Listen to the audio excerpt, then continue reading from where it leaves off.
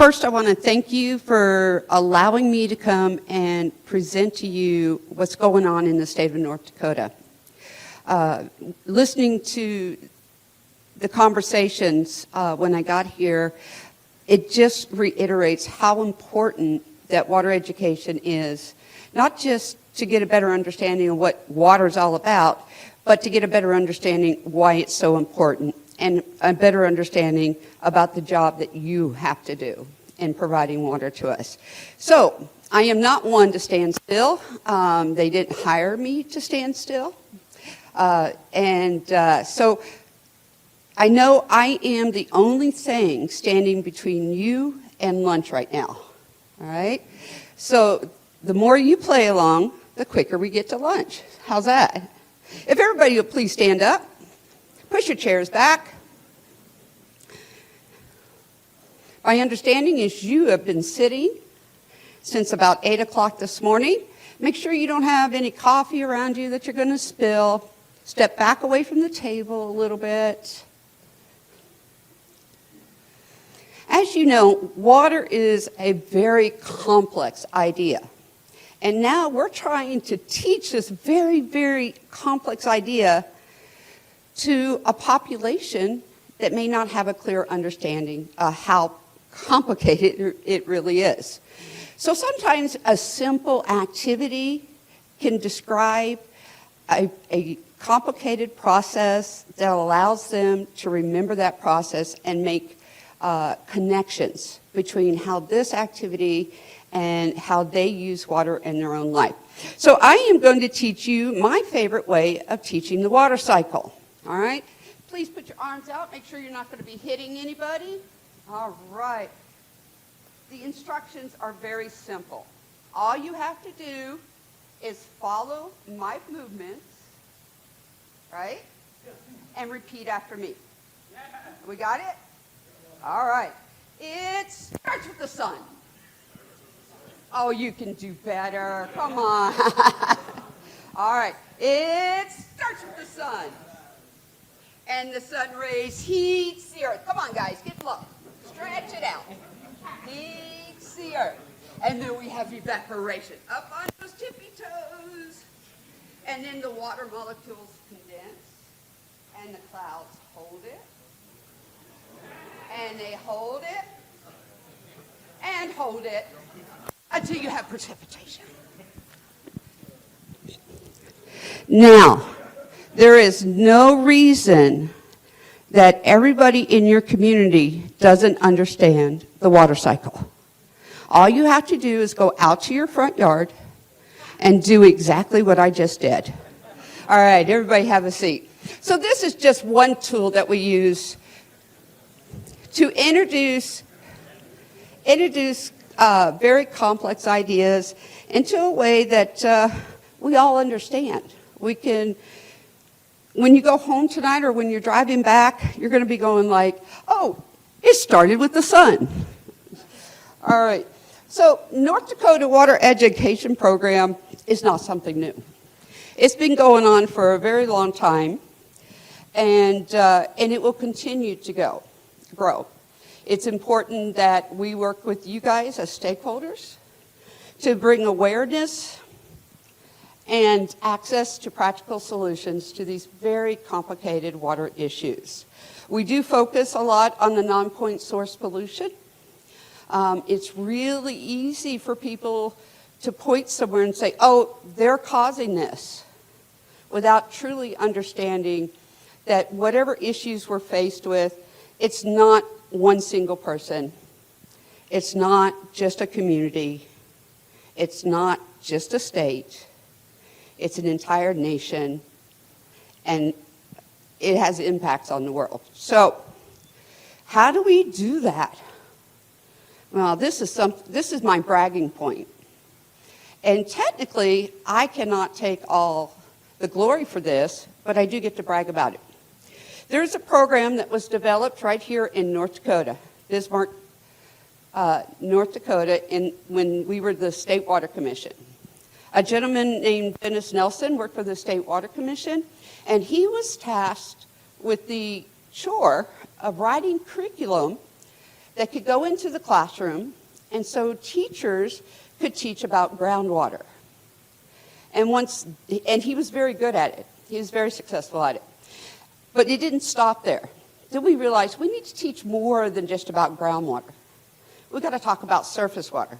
We've got to talk about runoff. We've got to talk about floods. We've got to talk about drought. And the list just goes on and on. He developed that up until about 1992, and then Montana State talked him into taking the program, Project WET, which at that time stood for Water Education for Teachers. He took that project over to Montana. He continued to grow it, and it is now so large that we had to change our focus. Project WET is no longer just for teachers, it's for everyone. So the acronym now stands for, instead of WET being Water Education for Teachers, it stands for Water Education Today. What was a state program has now become an international program.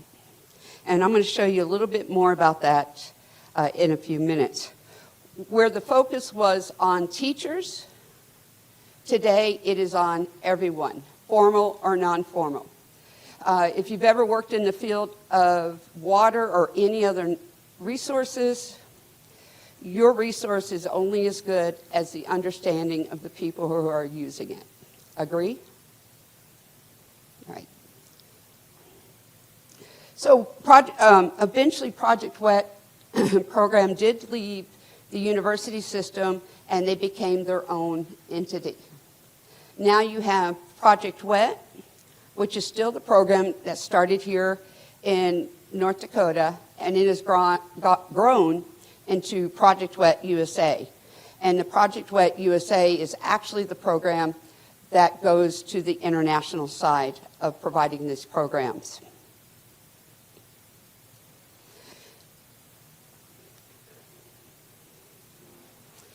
So, what was the goal behind it?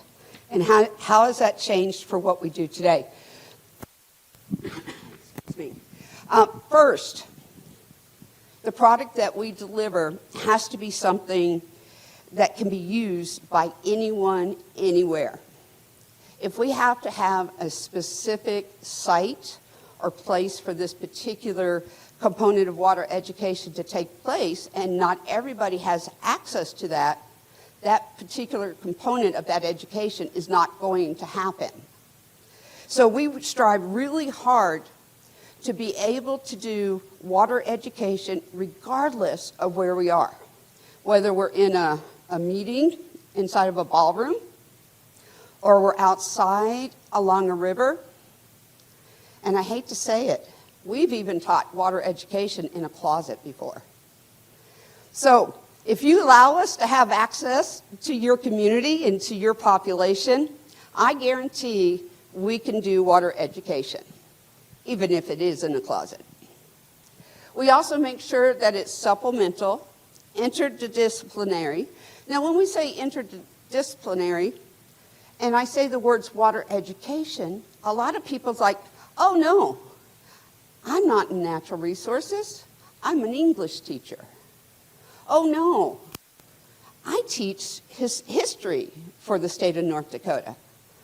Well, believe it or not, water is that one resource that is everywhere. Every day we must use it. Every second of our life, water impacts us. And so, regardless of what the discipline is, water is a component of it. We also come up with teaching aids that are easy to use, they're engaging, and they're free. And believe it or not, you would think, because they're free, that people would just swarm to get these tools in their hands. And some do. But a lot of it is making your own constituents aware that we do have this water education program, and it is available to them for them to be able to use regardless of what their discipline is. Second, and I think this might be the most important part, we develop educational programs that are unbiased. We don't tell people how to think. We simply give them the information and allow them to think. So anytime we present any type of water issue, we don't just stop at, oh, this one side. An example would be, when we're talking about impacts on a watershed, and we talk about the human impacts on a watershed along with the natural impacts on a watershed. We give them that information and then let them come to the conclusion how both impact their life on a daily basis. That non-biased component is what makes our program so popular. Remember, we're here to teach you about it, but not to teach you how to think about it. And the last part of it, of course, is we strictly promote water education. Every aspect of it, regardless how small that particular information is, we want to get it out there and we want to get it in front of people. All this knowledge that we have in this room is no good if we're not sharing it with the public. So how do we do that? Well, first, remember when you were young, or even today, how do you learn the best way? If I was to give you a stack of information, set it right down in front of you, how inspired would you be to crack that book open, study up on it, figure out the tools that you need to teach it, and then go out and do it? Well, not many people would do that. And even while I'm standing up here talking to you, there's actually a group of teachers over in Jamestown today, part of the Watershed Institute. We'll talk a little more about that in a second. And they're experiencing various water users and water issues. And by giving them that opportunity to experience it firsthand and see it and apply it to what they already know and what they've been studying all week long, they're going to be able to take that back to their community and share it. Multi-sensory, we all learn different ways. Some of us like to read. Some of us must do it. Some of us must experience it from the beginning to the end. Adaptable. We are very flexible with our program. Like I said, we can teach it anywhere, at any time. Relevant. If who we're teaching this information to, if they cannot apply it to what they know in their day-to-day lives, that information is lost on them. So yeah, that water cycle exercise might be very elementary. But since you did the water cycle exercise, I guarantee you've thought about it at least once since I began talking. And you've applied that to your own life, somewhere, somehow. So that's really important that it's relevant, because once it becomes relevant, we provide the knowledge that hopefully will inspire them. And if they're inspired, they want to learn more about it. And once they learn more about it, we're hoping they would take action. And it's that action part that makes everyone stewards of our precious resources. And it has to be solution-oriented. It's not enough to go before a group and tell them all these different issues that are going on in water, and then overwhelm them when they start to realize, hey, I might be part of the issue. Now, if I was to do a program right now where I do inform you on how we as humans are a part of the issue when it comes to water resources, but I didn't apply or give you a solution or give you an idea of how you can help change those impacts, you would leave here pretty defeated, right? So you give them solutions, and it can't be complicated solutions. And you can't put a $50 billion price tag on it, because that's above and beyond what most can comprehend. So you got to start right where they live.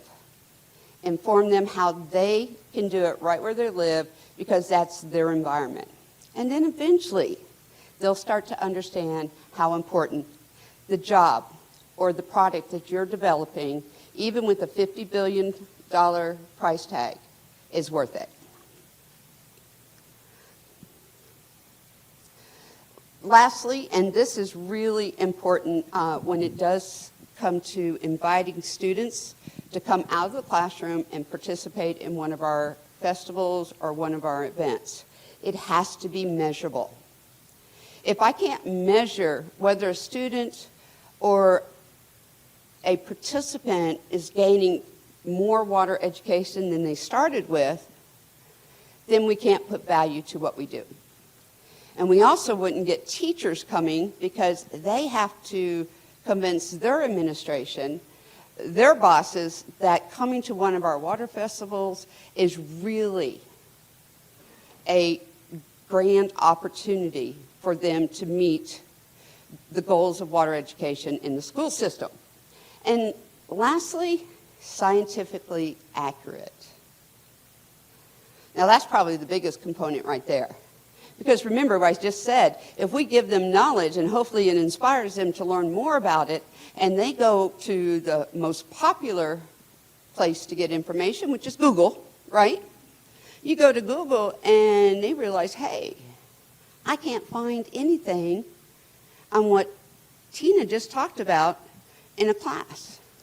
So could it be real? Is this really a problem? So we make sure that not only do we make sure it's scientifically accurate, we make sure we tell them where they can find this information.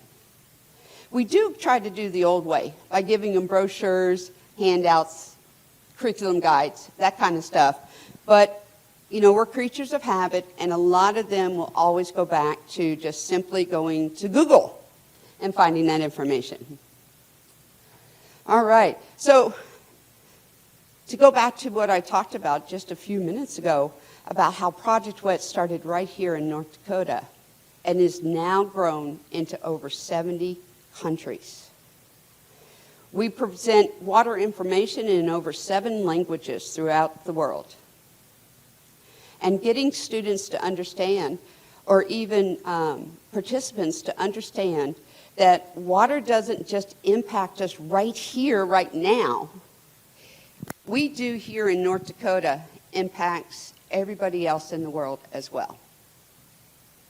And that we have a duty to each other to do our best to make sure that we provide access and availability to clean and healthy water. And so Project WET has taken great strides to do that.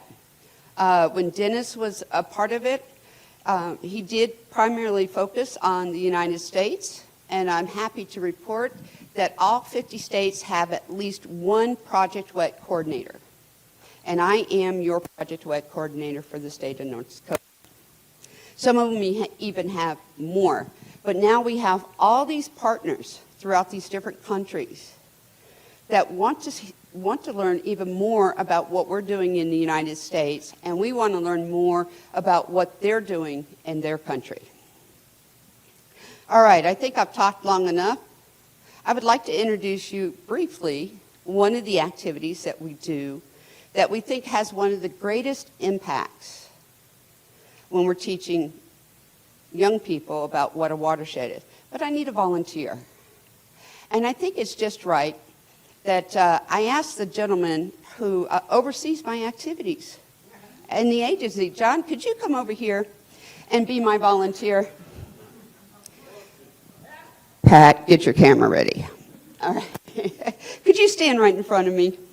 All right, you're simply going to turn around. You're going to put your arms out. Gently spread your legs a little bit. All right. Did you know if you're trying to teach about a watershed, all you simply need is a person to represent that? Matter of fact, if you were to look at an aerial view of a watershed, it would look a lot like John.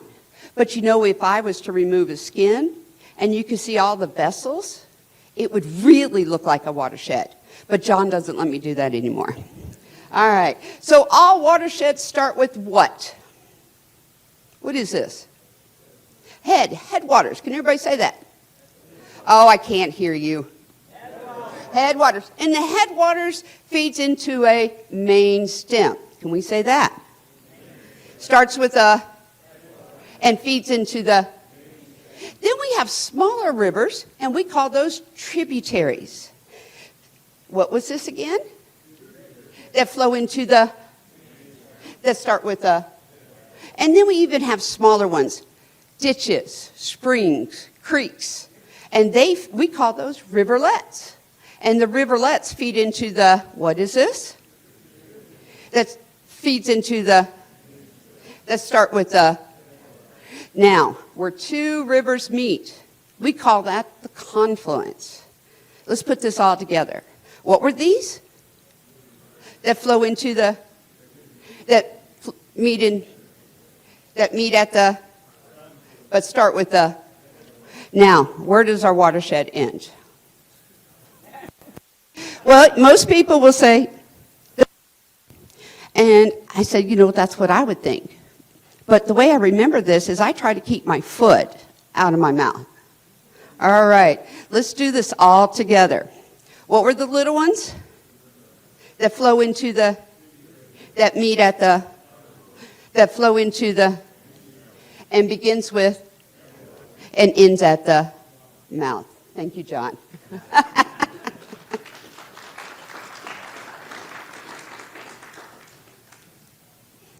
That didn't take much resource, did it? And now you all understand your watershed. Now, if we really wanted to, then we can start introducing pollutions to our watershed by saying, well, who wants John's shirt coming in your water pipe? And so we can start talking about point source pollution, non-point source pollution, and then the different impacts on that. All right, so how do we do this? Water education is an enormous responsibility if you think about it. Because if we don't get the water education right, then we don't get the support that we need to make sure that we can continue providing services and access to clean water for everyone. Also, you don't get the support of that very fine balance that you have to do every day. Providing water to the user, regardless of where they are, or their economic status, their backgrounds. We have that responsibility. But it doesn't go just to providing drinking water. We also have to entertain requests from other communities that want to fill a swimming pool for entertainment revenue, right? Or they want to be able to have lake access for recreational uses. And that's a big decision. So who gets that water? Who makes that decision? It's not an easy job to have, but it's a very important job to have. So here in North Dakota, we kind of have a trickle-down effect.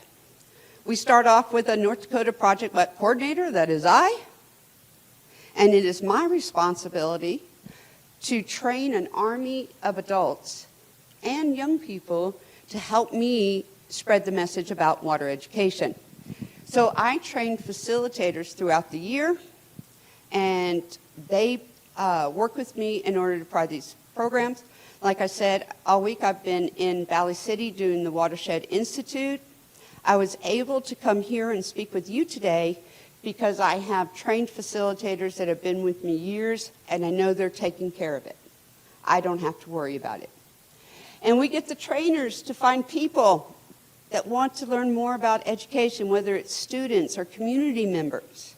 And then it's our hope that each person that we train or give a little more education about water education, they share it with another person. And that trickle-down effect goes on and on and on. And hopefully, our ultimate goal is that everybody has a little bit of water education. So how do we get this complex or this amount of water education out there in the community? First, we have to identify the people who need the information about our water education. It's resource agencies, right off the bat, okay, such as yourself. Museums, nature centers, science centers. Gateway to Science just opened up. And they have really embraced water education. And they've realized that they might need to dedicate one section of the Discovery Center strictly to water education. So just by gaining knowledge that we have these resources, people are seeing the necessity to open that up to the public. Of course, we're always going to look for teachers. Okay, classroom teachers are important. Our local and state national parks are important. Youth organization. I get phone calls all the time from 4-H and Envirothon and Eco-Ed to have us come and present water information there. And then lastly, which I think we have neglected for years and years, and that's our early education. Just like it's never too early to learn how to speak, it's never too early to understand the impact of water on our day-to-day lives. So we have branched out and we now provide early education opportunities and curriculum guides to go into daycares, nurseries, or camp programs. So how do we do this with educators?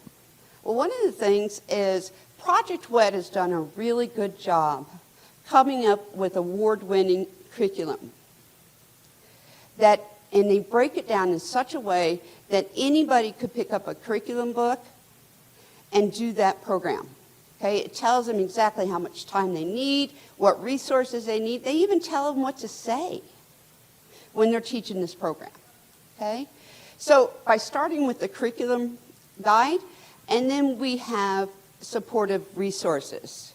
One of my favorite parts of my job is developing educational tools that we could put in the hands of students and participants, and they take that home as a memento of what they just learned. And we hope that they share that. And it's a half page or a quarter page. It's not anything great, but it's something for them to be proud about because they just learned something, and they can share that information. The other way we do is we do advanced watershed institutes as well as workshop. The Watershed Institute I was talking about today, that's going on right now, is actually good for 4 graduate credits through 3 of North Dakota's universities. The participants can choose to get credit through NDSU, UND, or Minot. Now, this is a big deal for these teachers. Teachers have to have so many credits within a certain period of time in order to keep their licensure. They also have to have so many credits within a certain period of time to allow them to have lateral moves which will increase their pay or change their position within the school system. We are one of the very few agencies that provide educational programs in the summer, and we're one of 2 that offer a 4 graduate credit program. Now, if you go back and remember when you were in school and you were taking classes and you took a class for 3 graduate credits and you went an entire semester, think about all the hours that you had to be in a classroom in order to earn that credit. Now, we are helping you earn 4 graduate credits within 5 days. These students come in, we start at 7 a.m., and we don't stop until usually a little bit after 9 p.m. every day. So just think about that challenge of getting people engaged and invested in learning more and more and more and more about water when they're already exhausted. Okay? So, but these programs are important. We also have all kinds of curriculum guides and tools that we can offer to you that address a lot of the other issues. Being that we are in 2023, of course, we have an abundance of online resources.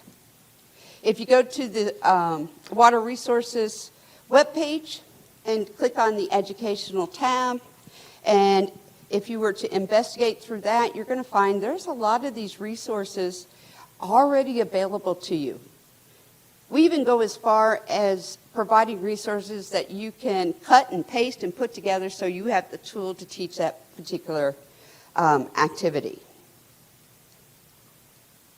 How do we get it to the youth? We will have to say that our youth program is our largest program. And we do put a lot of focus, time, and energy in providing these programs. Now remember, I am only one person. And to be able to provide a program for over 10,000 youth, it requires an army. And that's where you come into play.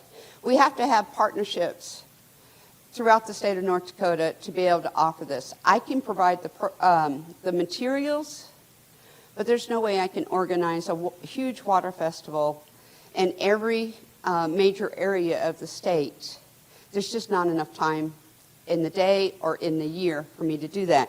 So I have to look for those champions to help me. Mary Massey has been doing water festivals for 25 years. That's right, 25 years. Actually, the water festival in Dickinson has been here almost 30 now, almost 30 years now. And I've not been around that long. I'm only 24, so. No, but seriously, if it wasn't for our partners in the communities and them helping us recruit other partners in the community, we would not be able to provide water education for over 600 students here in Dickinson every year. That's 600 students just in Dickinson. In Fargo, they put on a 5-day program. They bring more than over 2,000 students through that program in 5 days. That takes an army of people who believe in what we're doing here when it comes to water education. Another way we do family events or community events and invite people to come and learn a little bit more about water. We will be at the state fair this next week. And not only will we be at the state fair, but we all have another event that's going on at the same time. So even our staff understands that water education can happen everywhere simultaneously. Lastly, we make sure that we facilitate adults to help provide this education. We want to make sure that our message that we're giving out there is consistent. And remember, it has to be unbiased. So we want to make sure that that is occurring as well. If I was just to hand you a book and say, okay, take this curriculum, it's well written and it's award winning, and I'd like you to pare that down to a 25-minute session for 5th graders. And you can't go over the 25-minute session because they have to rotate to learn something else. It's very overwhelming. So that's part of my job as well, is to encourage them and train people on how to take a very complex idea, bring it down to 5 main points, no more than 5. You could even break it down to 3, and repeat, repeat, repeat. And that's how they get the message, and that's how it's going to stay with them. Here are some of the activity guides that we have available for you. All you simply have to do is ask us for them. The Project What Curriculum Guide, by the way, the 2.0, some of you guys have this guide on your bookshelf and may never have opened it. Well, I challenge you to do so, okay? Not only are there great activities to teach water education, well, we have several activities that are great for parties, too. So, in the curriculum guide, we have over 25 activities that have been vested, tested, and redone over and over to make sure they have the maximum impact they possibly could have. The Watershed Manager Guide uses the activities that, some of the same activities you would find in the Project What Resource Guide, but they pair it to be pertinent to the information and the population that we're trying to get that information to. And it goes on and on. We have a guide that'll tell you how to even conduct water quality, step by step. We teach about the wonders of wetlands. That's very important when we're talking about water education, and it's very important here in the state of North Dakota. And conserve water. This is just very few of the resources that we have available, and all you have to do is ask for them. Now, this is probably one of my favorite resources, and I make sure that I talk about it wherever I go. Project WET has come up with a series of what we call KIDS magazines, and KIDS actually stands for Kids in Discovery Series. There's over 54 of these fun, creative, inspiring booklets that we have access to, and we're willing to get to you so you can use those as part of your program as well. If you'll notice, most of these booklets, because Dennis is and still is from North Dakota, most of these booklets, if you open them up, you're going to see they have a North Dakota influence on them.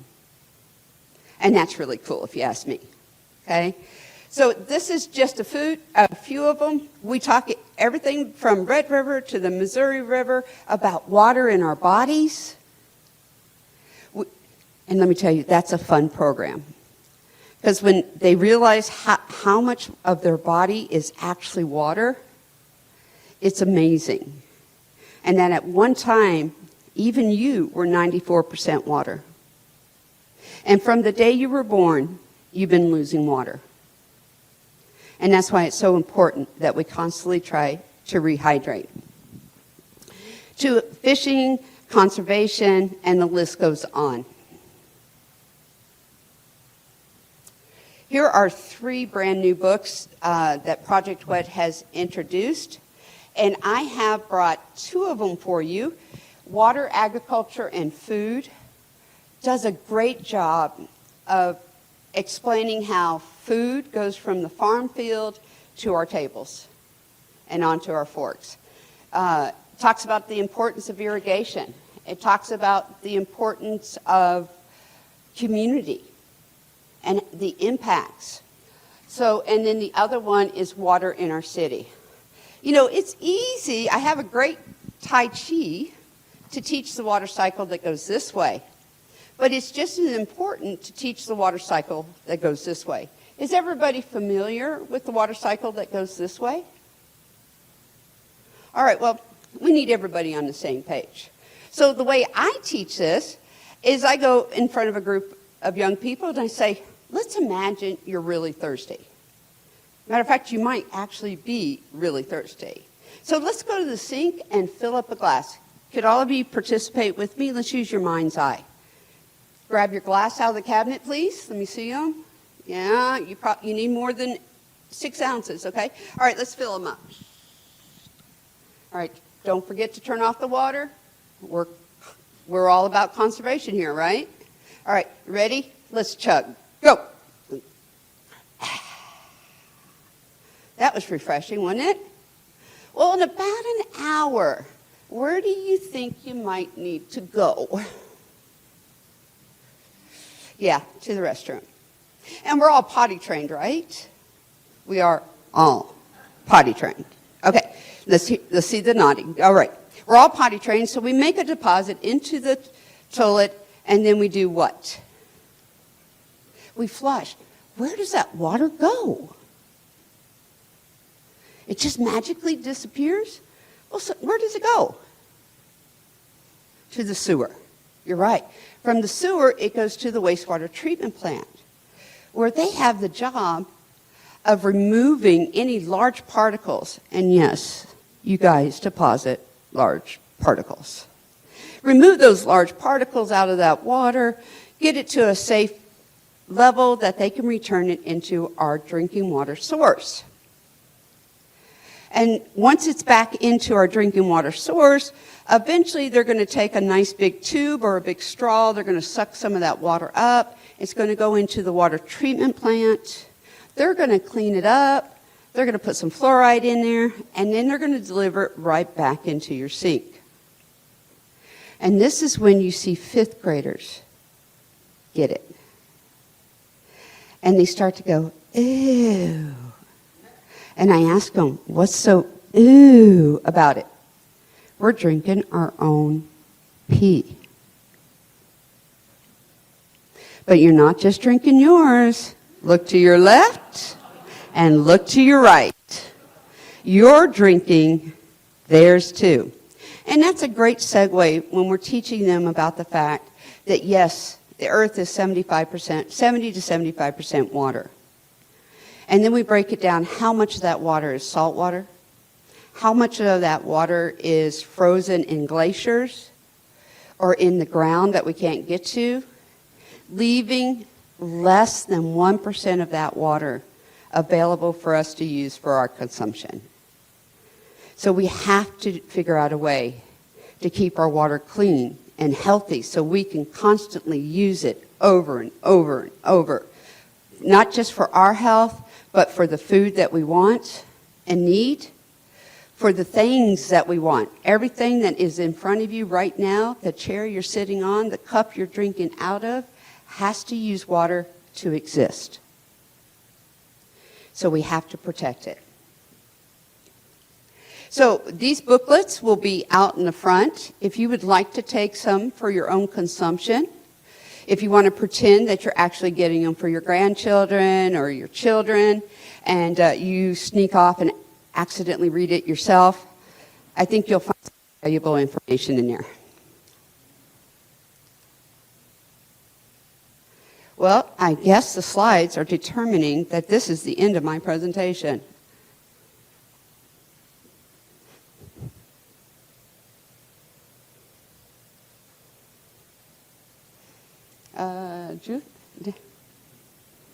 Did I kill it?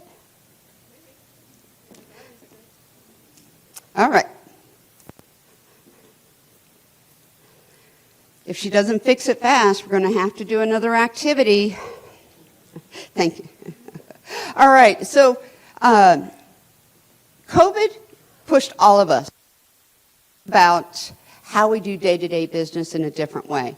And of course, the quickest answer and the easiest answer, and to ensure that we were getting information to people, is going to online resources. And Project WET also recognized that that was a necessity. Just because students went from the classroom to learning over a computer doesn't mean that they don't need that water education. And when we did start going, and still going back to the face-to-face water festivals, we are realizing there is a gap. Our water festivals are designed for 3rd to 5th graders. And so each community that does a water festival, they determine what grade needs that information, what grade in their community actually has water education as part of their curriculum. Because we have 3rd graders that are now 6th graders and never heard about the water cycle. We're seeing that gap. So one way to be able to close that gap is to be able to create and distribute online resources. I strongly encourage you to go onto your computers later on and just type in Project WET and see what resources are available. A lot of them are free, but the ones that do have an expense to them, the expense is so minimal compared to the value of that tool to take it into our community. Oh, looky there. All right. One of the new programs that actually came out of COVID is a Clean and Conserve Education Guide. You know, we never thought about that we needed to train people on how to be sanitary. But COVID kind of pushed us into that direction. And we've come up with some fun and interactive ways to do that. First, we have a curriculum guide, so teachers can take it right into the classroom. It meets their standards and their needs. The next one we go to is the project guide, where you can take the project guide. It'll give you instructions on how to do community events that focus on clean and conservation. And lastly, we have an activity book. This goes one step further. We have an online game as part of discoverwater.org that has an interactive game that allows you to learn just a little bit more. And I'm going to talk about that in the next couple slides. Wrong way. Now, this is the one new resource that we have that people don't want to talk about. And that's climate, water, and resiliency. Our stance on this is that we don't want to sit there and start pointing fingers at people and saying it's your fault for climate, whatever. Okay? But what we do need to talk about is, yes, things are changing. And we need to start looking at these changes and determining how we're going to address them, not just today, but tomorrow and for our grandchildren's grandchildren, to make sure that we have plenty of water available for our consumption. Another one is the Getting Little Feet Wet. That is our pre-K and early education program. And then we also have created a really cute little book that I think that should be on every child's bookshelf that talks about how important water is to the environment as well as to them. This is another one of my favorite resources that we have, and it's called discoverwater.org. There are 9 interactive programs on this website. The reason I love this website, not only are they fun, interactive games that you get the message from, they're a closed system. So if you were to, and this is absolutely free, by the way, if you were to have a young person go onto this website, you don't have to worry about them being inundated with advertisement. They're not going to have to worry about advertisements. They're not going to have to pay a fee. They can simply go in there and participate in this interactive program. And it goes even as far as providing worksheets. Each activity has a quiz.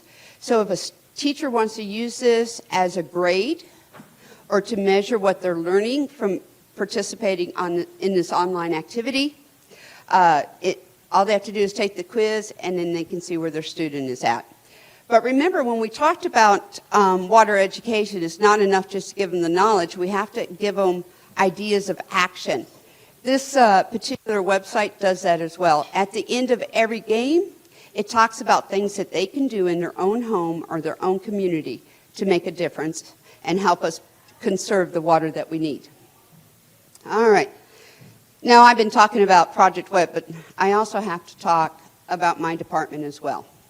The Department of Water Resources does a really good job in making sure that we have plenty of information available, regardless of what your needs are in the community or regardless of how you interact with water. There's information available to you for absolutely free.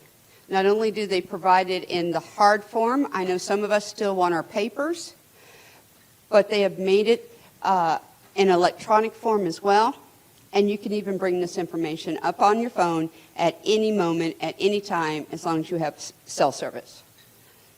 It's that simple. Most of our water education curriculum guides are required to meet national standards. The reason that we can offer this not only in all 50 states but internationally, as Project WET has taken the time by speaking with people around the world on what is the standards that they must meet as part of their education program.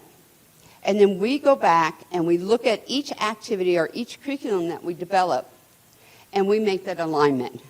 So teachers are not guessing. They simply go to the back of the book, they find their discipline, they find the standards in which their state uses to measure progress, and it's right there for them. It's that simple.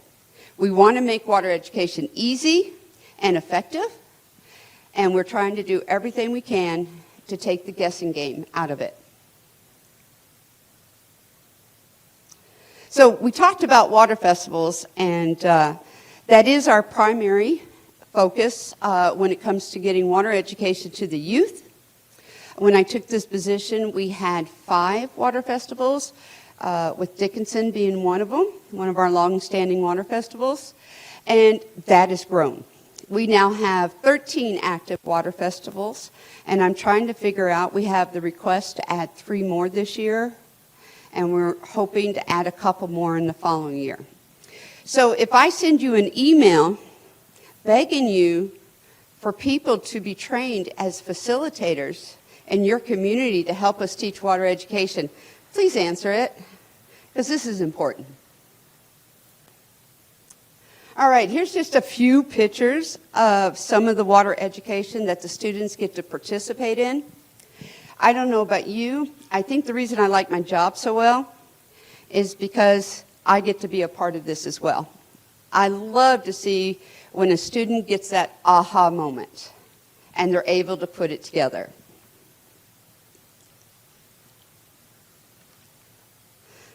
Just a few more slides, and then we'll get to that lunch. How's that? All right, so what are some of our goals? First, today we have 50% of the reservation schools that participate in a water festival. It is our goal to hopefully continue to grow the water festivals where we have 100% participation by 2025. And I'm working really hard because I really want that to happen. 10% of all water festivals in the United States actually happen here in North Dakota. Think about that. 10% of all water festivals in the United States happens right here in North Dakota. 92% of all the educators and resource managers that we have surveyed over the years, 92% say by having this opportunity and having these tools, they've been able to be successful in providing water education in their class.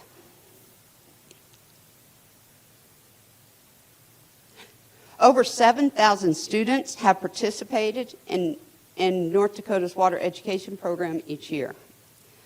Prior to COVID, we were at 1 in 4 students in North Dakota participating in a water festival. And we want to get, hopefully by the end of 2025, we will increase that gap, or we will decrease that gap even more. 20% of all water festivals have reported a 10 to 20% increase in participation. And we can track this increase to other states participating in our festivals. We do have the belief that just because there is a state border, there's no way to stop Montana or South Dakota or Minnesota coming into our state and using our water resources. So we find it really important that we extend an invitation to our neighbors to participate in a program we know is successful, and they come gladly. Almost 50% of the Fargo Water Festival is Moorhead. Because we can't go to a school and distinguish, oh, you live in Moorhead, no, you live in Fargo. You're a Minnesota resident, you're a North Dakota resident. We want North Dakota residents to come, Minnesota stay over there. Do your own program. Okay, so we find the value in inviting our neighbors to be a part of this program. Because if they do become a citizen here in North Dakota, we want them to have that knowledge.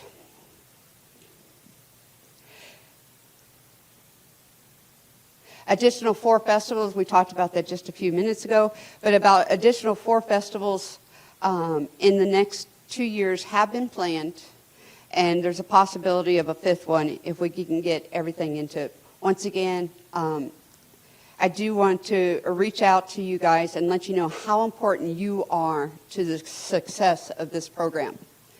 By letting us know what your needs are in your communities and helping us find personnel that is willing to participate in these type of programs. And a lot of the times it's just a one-day activity.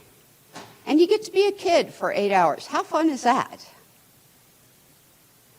Lastly, I'd like to say thank you for allowing me to share what I do for a living and allowing me to invite you, or to invite myself into what you do for a living. At this time, I will entertain any questions. Any questions for Tina? Where does this start? There we go. Thank you.